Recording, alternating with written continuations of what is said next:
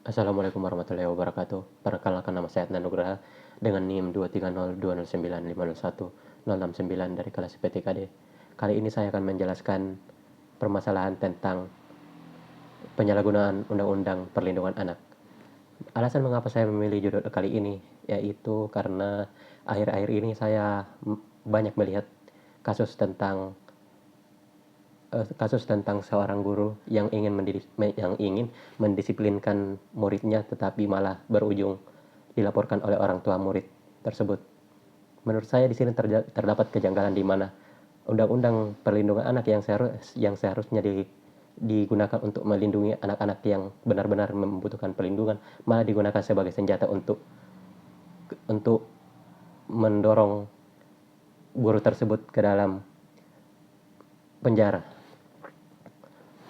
Pada akhirnya, guru tersebut merasa takut dan enggan memberikan pembelajaran yang baik kepada muridnya, dan hal ini bertolak belakang dengan tujuan dari guru itu sendiri, yakni mencerdaskan kehidupan bangsa.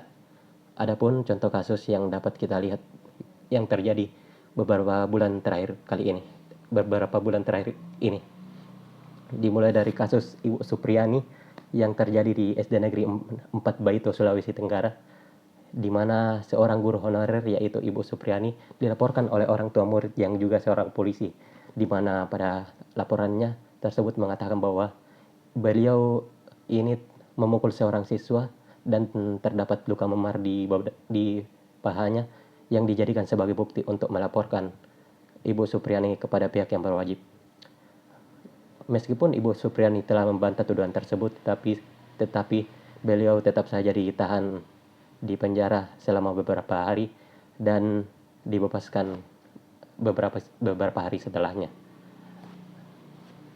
Banyaknya orang yang melihat berita ini langsung merasa memberikan dukungan untuk apa yang terjadi kepada Ibu Supriani ini dengan memberikan bantuan seperti demo yang menyuarakan untuk memberikan perlindungan hukum bagi para guru agar tidak terjadi lagi hal-hal seperti ini kemudian hari. Adapun contoh kasus yang kedua yaitu kasus guru agama yang memukul muridnya dikarenakan tidak mengikuti kerja bakti. Kasus ini terjadi awal mulanya seorang guru tersebut menyuruh muridnya untuk melakukan kerja bakti, tetapi para muridnya tersebut malah kabur dan bersembunyi agar terhindar dari kerja bakti tersebut. Pada saat ditangkap oleh gurunya, anak tersebut ingin disiplinkan dengan cara dipukul dengan santai lah, tetapi pada saat ingin dipukul, muridnya tiba-tiba menghindar dan alhasil sapu lidi yang digunakan untuk memukul anak tersebut malah mengenai bagian pipi dari murid tersebut. Akhirnya anak tersebut melaporkan kepada orang tuanya dan orang tuanya langsung melaporkan kepada pihak yang berwajib. Adapun kasus yang ketiga yaitu kasus yang terjadi pada Pak Sambudi yang mencubit muridnya karena tidak melaksanakan sholat berjamaah, yang berakhir dengan tuntutan hukum di mana dia nyatakan bersalah dan dia jatuhi hukuman percobaan.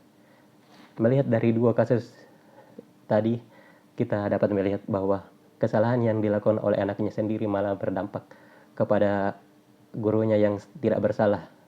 Jadi saya harap ke depannya bisa diperhatikan untuk dapat dipertanggungjawabkan apa yang dilakukan dari perbuatan yang dilakukan oleh anak-anaknya. Selanjutnya adapun dampak dari permasalahan kali ini. Yang pertama, guru menjadi takut menegur siswanya, yaitu karena guru juga bahkan akan berpikir bahwa mereka akan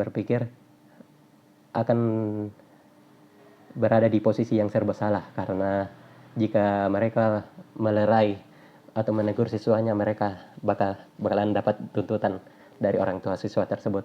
Tetapi kalau tidak ditegur, maka nama baik sekolahnya akan tercoreng karena banyaknya kasus yang terjadi akibat lalainya guru tidak memperhatikan murid-muridnya. Adapun dampak kedua yakni menurunnya minat pada profesi keguruan. Hal ini terjadi karena banyaknya kasus-kasus yang terjadi belakangan ini membuat banyaknya orang menjadi kurang berminat kepada jurusan ini.